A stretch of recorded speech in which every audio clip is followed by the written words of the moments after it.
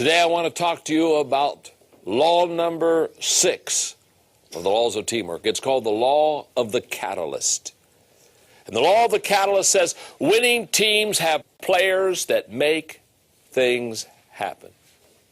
In other words, catalysts are what I call get it done and then some people. That's just who they are. And by the way, by now in the training videos and in the studio here today, you're probably feeling pretty good. Because you've got 5 teamwork laws under your belt.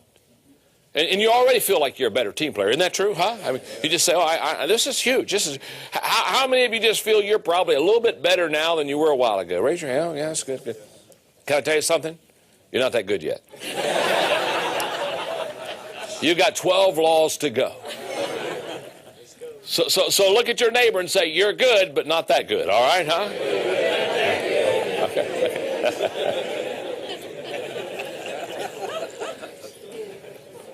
One of the privileges I have in teaching leadership for companies and organizations is every once in a while I get to do something that's really a lot of fun. And this year I was able to go to Washington, D.C. and do the NBA All-Star Game. And being a basketball fan, this was fun. Okay, and so I went and spoke to the players and some of the personnel in basketball. And when I finished speaking, Ed Rush, who's the head of the NBA officials, came up to me and introduced himself, and he said, John, he said, we take your book, The 21 Qualities of a Leader, and that's the book we train all of our NBA refs. And you're our mentor. And it's so fun. You know, I said, oh, good, wonderful. And he said, we want to take you to lunch. I said, even more wonderful. He said, we're going to buy. I said, this is really wonderful. and so I went to lunch with half a dozen NBA refs. And so we had a great time, and they asked me a lot of questions on leadership, and they started asking me things about teamwork because they knew it back then that I was writing this book. In fact, we're going to do training with the NBA refs in the area of teamwork and have some fun there. But we had a wonderful, wonderful lunch, probably about a 2.5-hour lunch, of which I said, I don't get this opportunity to have NBA refs around me all the time. So I said, I've got some questions, basketball questions. And so, of course, me loving sports and basketball, I began to really ask some questions. And one of the questions I asked is, I said, who is the greatest player to ever play in the NBA? And to a man, all 6 of them looked at me, and basically it said the same thing. Do you want us to exclude Michael Jordan? And all of a sudden I realized there were great NBA players, but these NBA refs set Michael Jordan off clear to the side because he was in a class all by himself. Now, as I probed them a little bit about what made Michael Jordan great, they said more than his skills, more than his giftedness, more than his athletic ability, more than his leaping ability, more than his all this stuff. They said what made Michael Jordan great is that if you were on Michael Jordan's team, in fact, one of the NBA refs said, think about it, John, you're in the NBA Finals, and Michael Jordan is one of your teammates.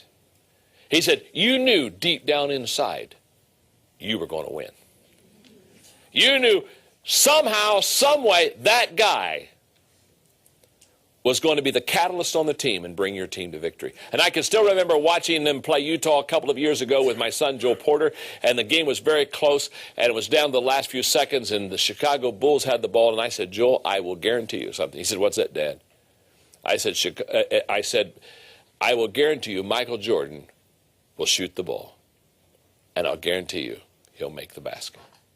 That's exactly what happened. Why? Because Michael Jordan is a catalyst. Now, every team, to be effective, has to have that person that you just get the ball to. And here's the way I want to explain the catalyst for you. On your team, on the team that you're on, when the chips are down or where the basket needs to be made or the goal needs to be reached, who's the player that you give the ball to? That's the catalyst player. For example, the president of our Enjoy Stewardship Service Company is a man, and David Sutherland is not only the leader, the president of the team, he's a major catalyst. Let me explain. Several years ago, Enjoy Stewardship Services is a company that helps churches raise money for building programs, debt, retirement. And we have a goal. Within a couple of years, we will in 1 year raise over $1 billion for local congregations. So God's blessed us, and it's just a wonderful, wonderful experience. Okay, but way back 6 years ago, when this company was just being started and Dave was ahead of it, if we did 30 churches a year, we were excited. And I'll never forget, in December, the first December, I was going through the office one day, and I saw his wife, Roxine, and I said, Roxine, where's Dave? I haven't seen him for a couple of days. Oh, she said, John, she said, he's on the road. I said, what's he doing? And she said, well, he has this goal. He's of how many organizations he wants to help raise money this year. He has this goal, this number. And she said, he's short of the goal. And so she said a couple of days ago he left and he said, Roxine, I haven't met my goal yet. I'll come home when I've met my goal. So she said, I don't know, 2 days, 2 weeks, who knows? But she said, here's what I want you to know. She said, I've lived with him now, she said, for several years. She said, here's what when he comes home, he will have hit his goal. That's a catalyst. A person that is going to make it happen. So let me give you the characteristics of a catalyst. There are 9 of them. Number 1, intuitive. In other words, they sense things that others do not sense that makes the team successful. There's an intuitiveness about them. By the way, the best leaders, the natural leaders, the, quote, born leaders, have an intuitiveness within them. In fact, the one law of the 21 irrefutable laws of leadership, the one law that separates the natural-born gifted leader from the non-natural-born gifted leader is the law of intuitiveness. Intuitiveness comes with natural leadership skills. So they sense things that others do not sense. Secondly, they're communicators. They say things that others do not say that makes the team successful. And again, Winston Churchill is such a hero of mine and such a great leader. In the days when Nazi Germany was beginning to invade the other European countries, the present Prime Minister of England said there's no need to worry, he'll never come to England. Winston Churchill was the only voice that said we need to worry, we need to be concerned. This man won't stop. He's going to conquer England if we don't do something. What is that? That's a catalytic call. That's a catalytic communicator who when everybody else is saying one thing says, no, you don't understand. This is the way we got to go. This is what we got to do. This is what I want you to see. They're communicators that say things that others do not say. Again, always to make the team successful. Notice this. You'll see on every phrase, always to make the team successful. I'm not saying they say things others do not say. I know all kinds of people say things others do not say, and there's nothing catalytic about them. Some of them are just downright complainers. So just because you don't say, well, I say things different than everybody, I must be a catalyst. No, you may be obnoxious.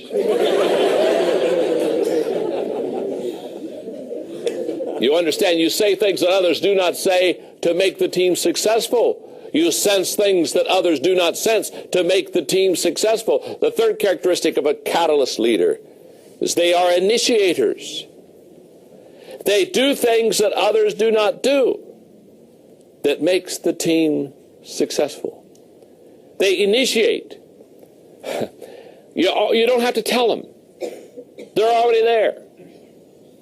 In fact, I've always said, you show me a person that can initiate and you show me a person that can close.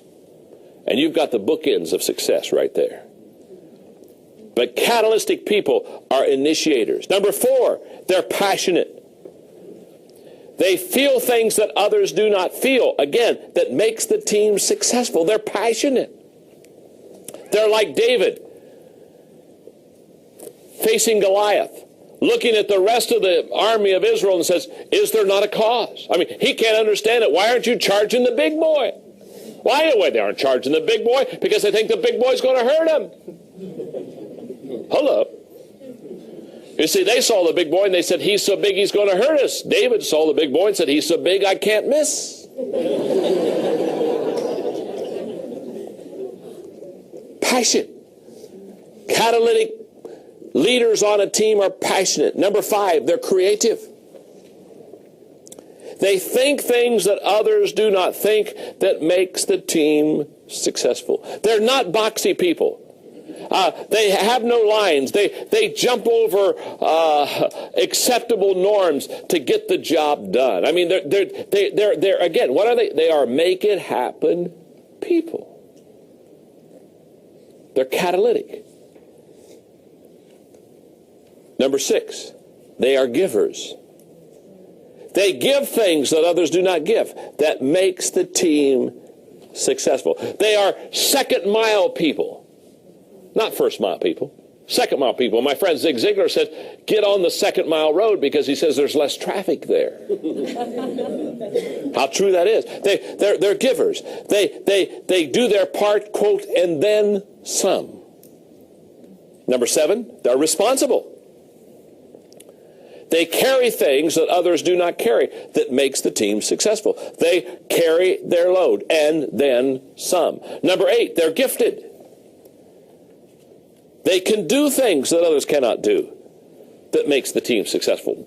There's a certain ability and giftedness that makes the difference of this team player. And number 9, they're leaders. They influence people that others do not influence. That makes the team successful. Now, let's talk about it for a second. In finding a leader, in finding this person that's going to be a catalyst on your team, what I want you to understand is something very simple here. When people ask me to help them get a picture of a leader, one of the first things I share with them about leaders is leaders have the ability to make things happen. That's a fact. Leaders make things happen. In fact, let me put it this way. If you cannot make things happen for yourself, you can't make things happen for others. So the first thing you do when you're looking for a leader is look for somebody who can make things happen. Because if they have the ability to produce, if they have the ability to bring home the bacon, hello? Instead of belch out the bologna? If they can bring it home, if they can do it for themselves, there's a high probability they can do it for others. If you can't do it for yourself, you probably can't do it for others. So catalysts on team, they're going to somehow find a way to get you over the top. A few weeks ago, I was in London, and when I was in London, I was with 3 wonderful friends, Andy Steimer, Tim Elmore, and Dan Ryland. Now, Tim and Dan were with me because for 20 years they've been on my team. So 20 years ago we started the journey together, so I said, guys, let's go to London for a week and let's do stuff we like to do. Let's do a little C.S. Lewis study. Let's do some John Wesley stuff. Let's go do some shows. And we had an incredible time. But Dan Ryland is a Beatles fan. So we went to a play of the Beatles, which he loved. It was good. It was a good play. But then the highlight was the last Saturday morning before we were all to take off to go back to the States. Dan said, what we need to do is we've got to go to Abbey Road.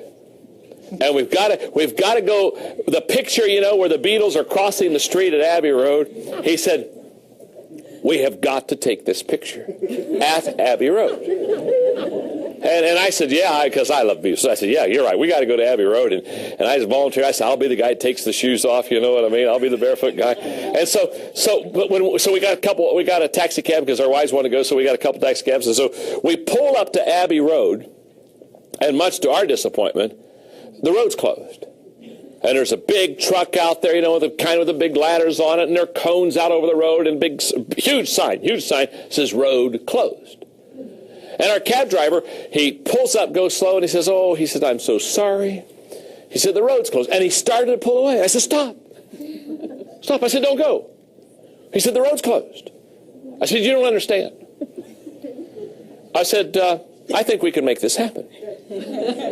So I got him to pull over.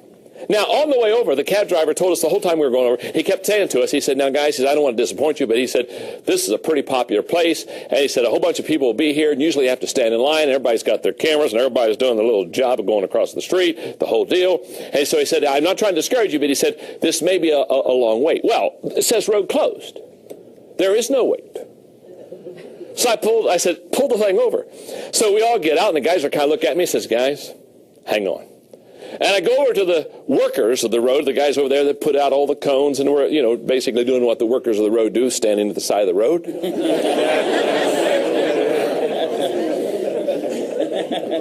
And I said, guys, you have an incredible opportunity today. They said, what's that? I said, I know it says road closed, but I said, we came from the States, and we love the Beatles. And we want to take a picture and you have an opportunity to make it happen. And I said, all we need to do is move the cones out of the way. And I said, move the truck back just a little bit. Kind of position it in the right place in the road, because one of the things we had talked about at dinner the night before is, if you look at the photo album of the Beatles going across Abbey Road, it's one that's looking down on the Beatles. It's not one on the street level. And so the night before we were talking about how it was going to be tough to get the picture the way it's supposed to be, because we didn't have any way to go kind of top down. And when I saw the truck, the ladder, I realized that this is the way that we would get the picture from the top down. So I told him, I said, we'll have just to move the truck just a little bit to get the picture top down there. And I said, we'll help you. And the kind of guys are kind of looking at each other. I said, you know, you're not doing anything right now anyway. And no, we're not. And so they started laughing, and they started helping me pick up the cones. And so we're all moving all the stuff out of the way. It's a wonderful experience, and we're having the best time. And Patty Ryland, Dan's wife, I said, now, Patty, I said, you get up in the truck here and get over here and get the picture. So she gets up in the truck to get the picture just the way it is. And everybody's just having a great time. And I take my shoes off, my socks off, and we get the picture just the way we're supposed to get the picture going across there. And she's up there on top of the truck taking it, and all the guys that are supposed to be working on the road, they're clapping and cheering us on now. And the cab driver, I'll never forget it, the cab driver, when we got back in the cab, looked at Andy Steimer, who was with us, one of the four, and he saw me getting all these workers to help us out, because, well, they are workers, so so he saw me getting all the workers to help us out, and he looked at me, and he pointed to me, and he said to Andy, he said, boy, he said, that guy gets things done, doesn't he? And Andy looked at him and says, you have no idea. We got that picture. We got back in that cab. We laughed. We had the best time all the way back, because we got what we wanted to see happen. And the road workers, they were so happy. They were shaking our hands, telling us that we made their day, because this is a very boring kind of job they've got. Now, very simple. You know what we're talking about? We're talking about a catalyst on a team. We're talking about the person who has the ability to make things happen. And what I know about teamwork is that although you've got a total group of people making up a team, there's got to be somebody that's going to make it happen. And you need to recognize that, and you need to support that, and you need to do everything you can to help that person bring you to victory. That's the law of the catalyst.